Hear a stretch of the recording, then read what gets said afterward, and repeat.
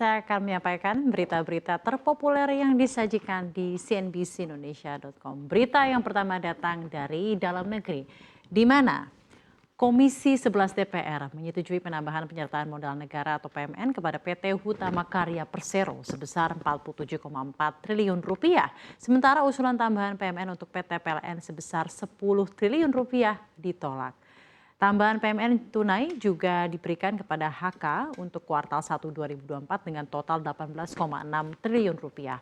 Tujuannya untuk pembelian saham PT Waskita Sriwijaya Tol melalui penerbitan saham baru senilai 10 triliun rupiah untuk penyelesaian jalan tol Trans Sumatera ruas Kayu Agung Palembang Betung.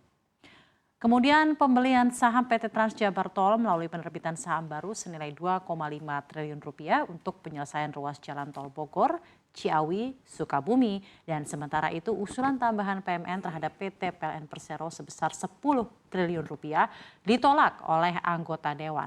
Menurut Dolvi, PLN tidak mampu meyakinkan anggota bahwa tambahan PMN tersebut mendesak.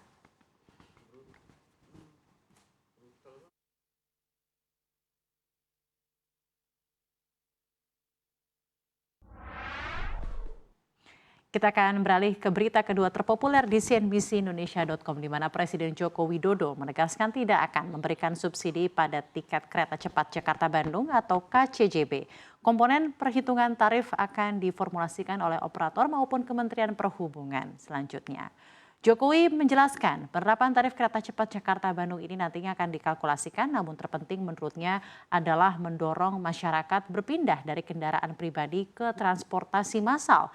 Nantinya masyarakat juga akan diberikan masa uji coba secara gratis.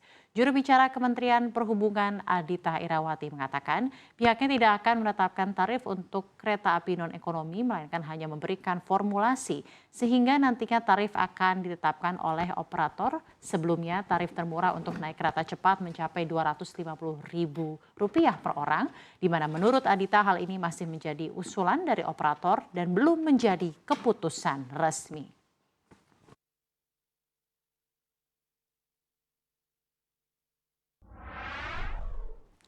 Kita akan beralih ke berita terpopuler ketiga di cnbcindonesia.com. 3 perusahaan Indonesia siap menjual listrik ke negara tetangga yakni Singapura. Ketiga perusahaan Indonesia tersebut yaitu PT Medco Energi Nasional, PT Andaro Energi Indonesia, dan PT TBS Energi Utama. Kesiapan ekspor listrik oleh ketiga perusahaan energi Indonesia tersebut ditandai dengan ditandatanganinya Letter of Intent atau LOI antara konsorsium ketiga perusahaan Indonesia tersebut dengan produsen panel surya dan battery energy storage system yakni Seraphim, Longi Solar Technology, IDN Solar, Huawei Tech Investment, dan Sungrow Power Supply pada acara Indonesia Sustainability Forum di Jakarta.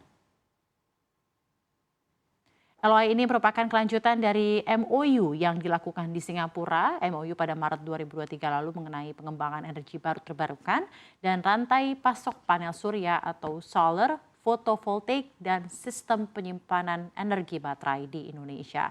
Deputi Bidang Koordinasi dan Infrastruktur serta Transportasi Kemenko Marves, Rahmat Kaimudin menyampaikan LOI ini menjadi bukti komitmen kedua negara perluas sumber energi terbarukan.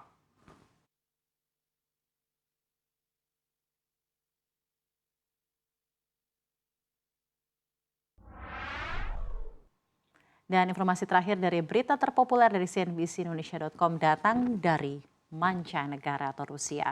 Presiden Rusia Vladimir Putin buka suara mengenai prediksinya soal akhir dari perang antara negaranya dengan Ukraina. Hal ini disebutkan dalam sesi di Forum Ekonomi Timur yang diselenggarakan di Vladivostok. Dalam kesempatannya, Putin mengatakan serangan balasan Ukraina terhadap pasukan Rusia sejauh ini gagal dan tentara Ukraina menderita kerugian besar sebanyak 71.000 orang dalam serangan tersebut. Namun ia mengatakan Kiev akan menggunakan apapun untuk mengisi kembali sumber daya mereka dan memulihkan kemampuan tempur angkatan bersenjata mereka.